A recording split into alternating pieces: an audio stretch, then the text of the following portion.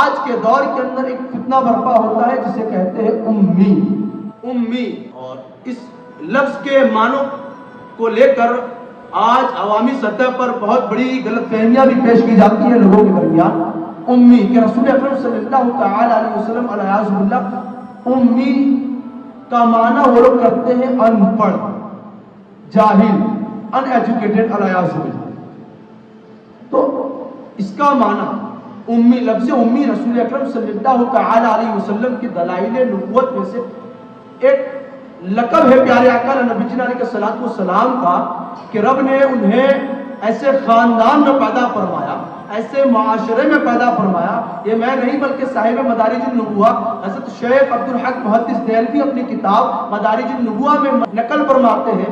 آپ فرماتے ہیں کہ رسول اکرم صلی اللہ تعالی علیہ وسلم کی دلائل نبوت میں سے ایک دلیل یہ ہے کہ آپ صلی اللہ تعالی علیہ وسلم امی ہے، اور پیارے آقا نبی جی علیہ الصلوۃ والسلام کی ولادت مبارکہ ایسے خاندان میں ہوئی، ایسے قبیلے میں ہوئی کہ جس قبیلے کے لوگ، جس خاندان کے لوگ ما قبل کے ماضی کے لوگوں کے، ماضی کے افراد کے اقوال کو، احوال کو، اخبار کو، اور ماضی میں نازل ہوئی توریت ہو، زبور ہو، انجیل ہو، ان تمام چیزوں کے علوم سے ناشنا تھے. لیکن رب کعبہ نے میرے اور ہم تمام کے آقا جناب احمد مصطفیٰ محمد عربی روح فدا صلی اللہ تعالی علیہ وسلم کو ان تمام علوم و فنون پر ایسی مہارت عطا فرمائی کہ تمام دنیا کے عالم، ماضی میں جتنے علماء گزرے ہیں، صبح قیامت تک جتنے عالم آئے گے، ان تمام کو اکٹھا ہو جائے، وہ تمام کے تمام یکجا ہو جائے، تمام کے تمام ایک طرف ہو جائے، اور میرے اور آپ تمام کے آقا صلی اللہ تعالی علیہ وسلم ایک طرف ہو. دنیا کے تمام عالم، ماضی کے عالم، حال کے عالم، مستقبل کے عالم، تمام مل کر میرے آقا صلی اللہ تعالی علیہ وسلم کے علم کی مثال نہیں لا سکتے. اور آج کے دو پیر کا انسان کہتے ہیں کہ رسول اکرم صلی اللہ تعالی وسلم علیہ باللہ ان پڑھ تھے. رسول اکرم صلی اللہ تعالی وسلم پر علم اعتراض کیا جا رہا ہے. وجہ کیا ہے؟ ہم ان چیزوں سے ناآشنا ہیں. حضرت سیدی سرکار اعلیٰ حضرت رحمۃ اللہ تعالی علیہ نے قرآن مجید میں ایک جگہ پر امی کا لفظ آیا ہے، تو اس میں سیدی سرکار اعلیٰ حضرت نے ترجمہ کیا ہے بے پڑھے. آپ یو پی وغیرہ میں جاؤ گے تو اسے معلوم چلے گا بے پڑھے بمانا بغیر پڑھے ہوئے. بے پڑھے کا مطلب ان پڑھ نہیں ہوتا.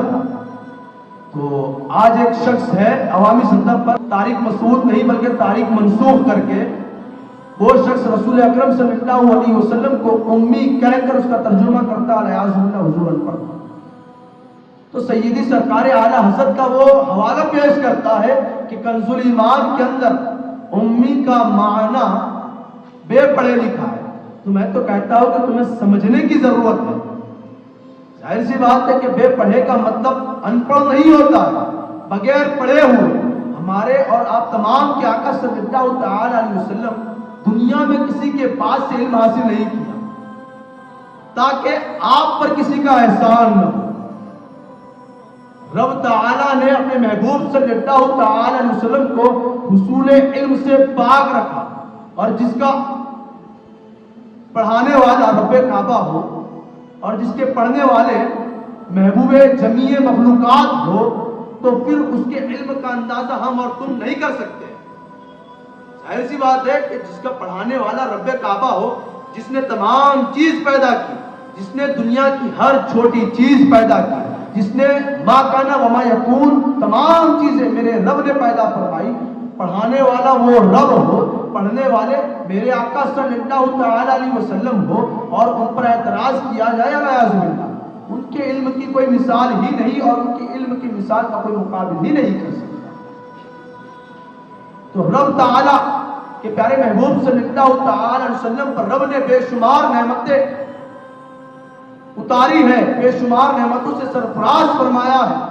انہی میں سے ایک نعمت آج پیارے آقا نبی جی علیہ الصلوۃ والسلام کا زندہ و جاوید معجزہ جو ہے وہ قرآن مجید و فرقان حمید ہے.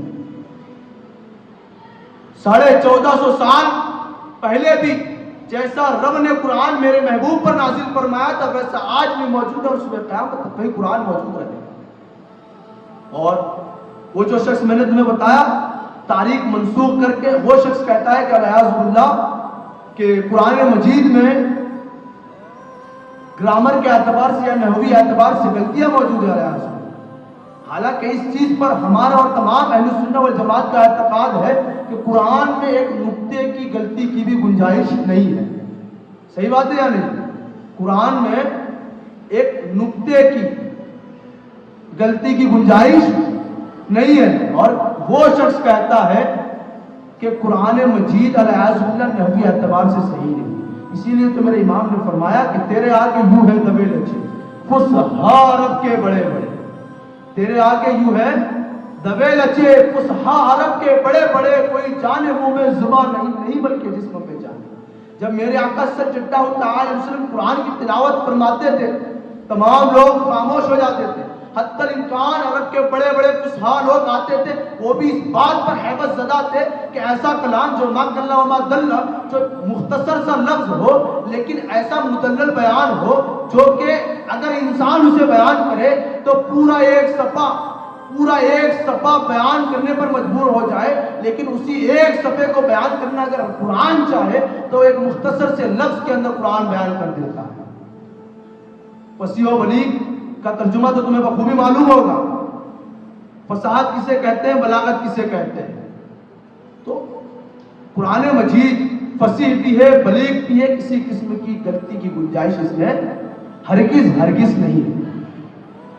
اب قرآن مجید کی معرفت کا اعجاز اس سے آپ لگا سکتے ہیں کہ رب تعالیٰ نے قرآن مجید کے کتنے پارے نازل فرمائے؟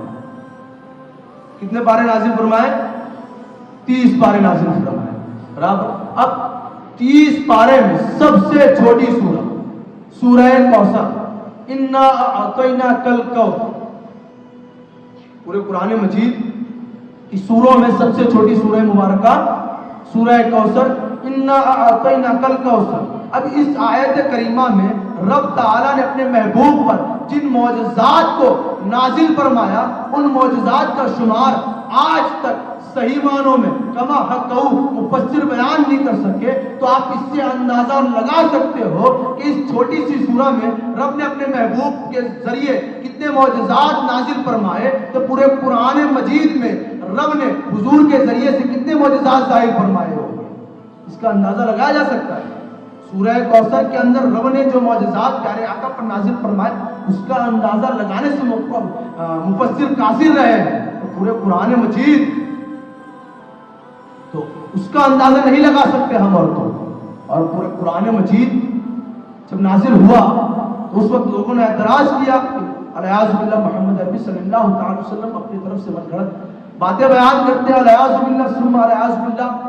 لیکن رب نے کھلا چیلنج دیا ان لوگوں کو جنہیں شک تھا قرآن کے اندر. رب فرماتا ہے ان کنتم فی ریب مما نزلنا علی عبدنا فاتوا بسورۃ من مثلہ.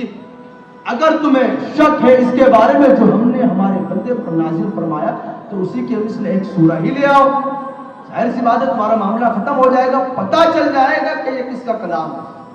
اگر تم اسی کے مثل ایک سورہ لے آتے. کل کے جاہل بھی جانتے تھے، آج کے عالم بھی جانتے اور صبح قیامت تک جانیں گے کہ قرآن مجید کوئی عام انسان یا کسی بشر کی کتاب نہیں ہے بلکہ یہ رب کعبہ کی کتاب ہے. تو اس کی مثل لانا ناممکن اور محال ہے. تو کل کے انسان بھی جانتے تھے، آج بھی جانتے اور صبح قیامت تک بھی جانیں گے کہ قرآن مجید کی کوئی مثال نہیں لا سکتا اور نہ لا سکے.